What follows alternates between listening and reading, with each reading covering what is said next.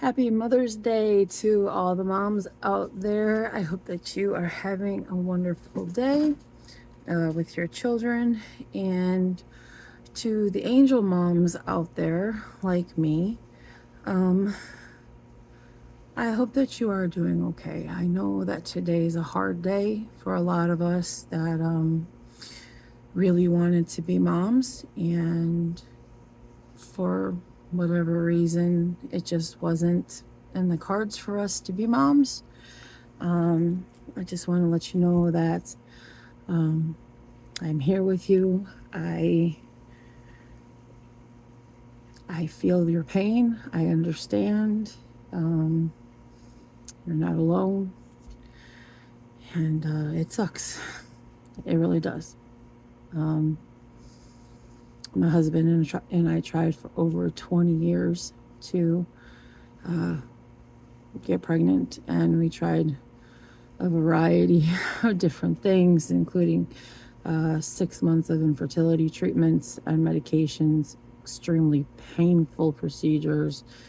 Um, in 2008, well, let me go back to the beginning. So, when I was 16, I conceived a child, um, not by my choice, um, by my ex. And that child would be, I don't know, 31, 32. Well, I don't know. I suck at math. So, however long ago it was when I was 16, I'm now 48. So, um, and then my husband and I tried for over 20 years to have children. And um, I've been pregnant twice with his children. I've lost 4 babies total. The one when I was 16, like I said, was not a consensual situation. And then so in 2008, I got pregnant with my daughter, and ended up miscarrying her. And then in 2009, between 2008 and 2009, I started doing the infertility treatments and procedures and medications. And just let me just tell you, it's very, very, very painful and very, very uncomfortable to do infertility treatment procedures. And I was doing what's called IUIs, and I can't remember the other thing, but I was also taking Clomid, I think. I think that's what it was called. I also, when I found out I was pregnant in 2009 with what would be twin boys, after I lost the first twin, we discovered that my progesterone was really low. So I had to take progesterone suppositories up in the I guess I would say my uterus, or whatever you want to call it. Like I don't want to say yeah, but and that was supposed to raise my progesterone high enough to be able to keep my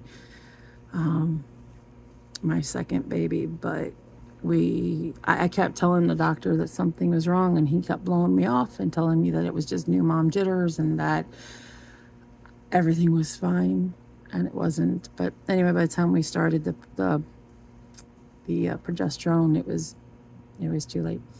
None of my 4 children made it. Well,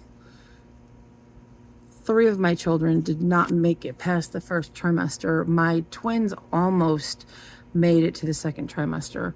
The child I conceived at 16, I do believe, was somewhere in my second trimester. I did not even know I was pregnant. I had no clue I was pregnant, because I have a condition called PCOS, and my cycles have always been crazy. So when I missed my periods, like, it didn't occur to me that there's anything wrong, because I often did miss cycles. But anyway, I just want to say I'm sorry for all of you out there that are hurting, missing your children, or wishing that you could have had children and it just wasn't meant to be. Um, my friend paid for a special Mother's Day gift for me, and she bought me the ability to get my nails done.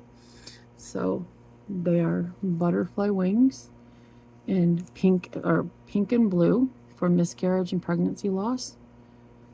This hand is more pink than this one, obviously. But I absolutely love and adore these. So they're pink and blue with some sort of fairy chrome over them. And I absolutely am totally and completely in love with them. And that was a special gift from a very good friend of mine who knew that I was really struggling with Mother's Day this year. And she wanted me to do something to honor the memory of my children. And I just want to say thank you. If you see this, I absolutely love these, and it means a lot to me. So anyway, I don't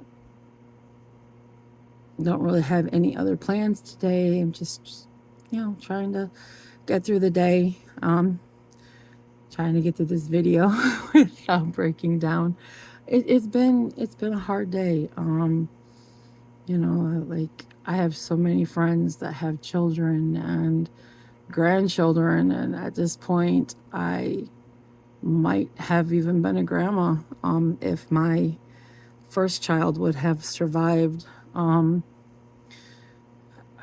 knows, I might be a grandma already. I don't know. So I'm going through the grief of my children's loss, and I'm going through the grief of grandparent loss because I will never get to be a grandma either. So it's extra hard on me this year because it's always hard on Mother's Day, and then my daughter's anniversary is coming up at the end of this month of when she was supposed to be born, and so it's a hard month, and I'm just trying to get through it, and I hope that you are all out there doing okay as well. And if you have been lucky enough to have children, please give them a very big hug, and please understand that even if your children are driving you crazy, even if they're throwing fits and they're keeping you awake and they're whatever, the fact that you were allowed or blessed to have children, I do hope that you understand that even though you're having hard times, you truly have been blessed to be able to have children, because so many of us want children, and for whatever reasons we're just not able to. Now, I know the reasons why I couldn't. One of them is because of PCOS.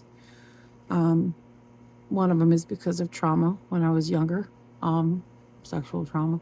One of them is because, what was it? Oh, I'm RH negative, so I have RH factor, and I didn't realize it until I was pregnant with my twins. So I was given the Rogam shot when I was pregnant with them. Unfortunately, it didn't save them because, again, we didn't know about the progesterone issue. And that was the other one, is my progesterone was never high enough to sustain my pregnancies for the duration of my pregnancies. And that is likely also because of the PCOS. So unfortunately, that is why I didn't get to have children. We did go through the adoption process. We had been approved for everything except we were waiting on our home study. And then my husband ended up breaking his back while on the job. And we were currently in the process of being placed with a 4-year-old little girl who we were getting ready to meet and start building a relationship with. And when they found out that he lost his job because he broke his back and wasn't going to be able to work and had to go on to disability, they took her away from us because they were like, you're not going to be able to raise a child on disability. You're not even going to be able to support yourselves, which they weren't lying. It's hard. And I'm also disabled, so I can't work either. So we did try to adopt, and we would have been approved if life didn't decide to crap on us. And yeah, put us on disability, or put my husband on disability. And then we also looked into foster care, which we were approved for. We were going to be licensed foster parents. But after having 3 miscarriages and losing 4 children, I didn't have the ability to take a child into my home, possibly fall in love with the child, develop a strong relationship with the child, and then have to send the child back home to its abuse and whatever it came back from or was going back to. Like, having been abused myself, having known what it was like to be in a terrible,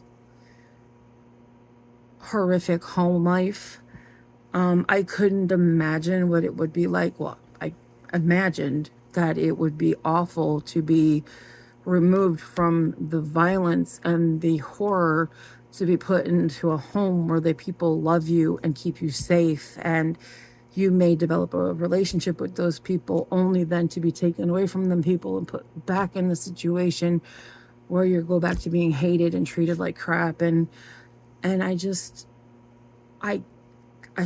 couldn't do it. Like,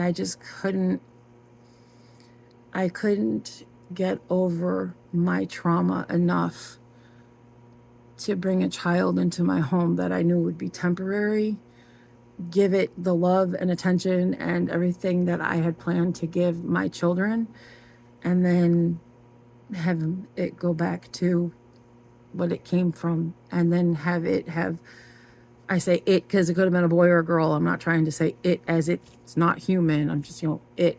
Don't know if it would have been a boy or girl, but my point is I couldn't give that child hope that life was going to be great and then have them go back to what they came from, knowing that life could have been better, but now they're stuck in that nightmare situation. Because having been in a nightmare situation and wishing for any way out of it, and until I was able to leave it when I was 13, I just couldn't complete the foster process.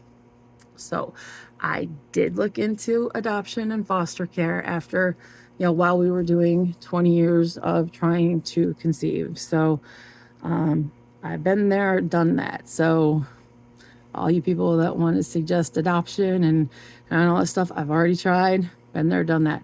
Because every time I talk about how we tried for a child and just couldn't have one, everybody's like, well, why didn't you adopt? Been there, done that. So we even looked into surrogacy, but unfortunately in the state that we are in, it's not something that is seen as legal. The maternal mother would have had all the rights to what would have been our biological child, and it would not have been able to be fought that the child was biologically ours, having been grown in somebody else. So we wouldn't have been able to fight for our genetic child to come home with us, and not to mention it's incredibly expensive and we couldn't afford it.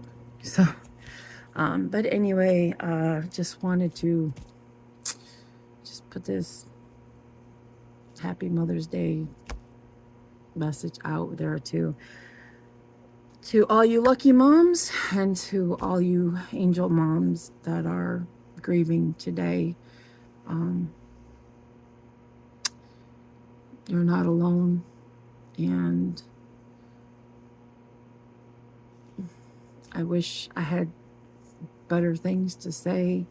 They say things happen for a reason. I don't know that I necessarily believe that, but I gotta hope for some reason there was a reason why my children couldn't stay, and I'll find out at some point.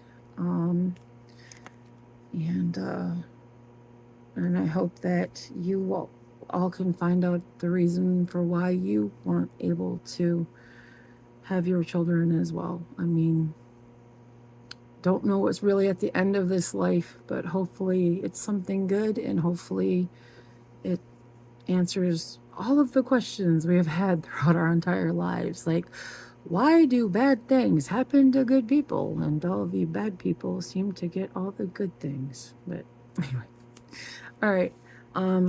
I hope that you all have a good rest of your day. Um, those of you that are grieving and going through a hard time right now, please be kind to yourself.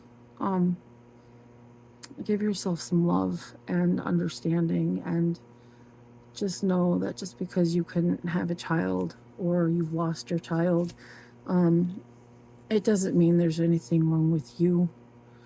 Okay, maybe your body failed for whatever reason, but it doesn't make you any less of a worthy person just because you couldn't bring a child into the world. Because I know that I have been struggling with that for a very long time. That because I couldn't do what is biologically something I'm supposed to be able to do, that I felt like I was less of a human, less of a woman, that my husband deserved somebody better that could give him the child or children that he wanted. I know there's a lot of those thoughts and feelings out there, but ultimately, we don't have control over what our bodies do. We can't make them do something that, for whatever reason, they don't want to do. So try not to blame yourself. Try to have understanding and compassion for yourself. And I send my love, my best, my prayers, my hugs, my hopes, my healing, whatever it is you need. Take care, be blessed, and stay safe out there.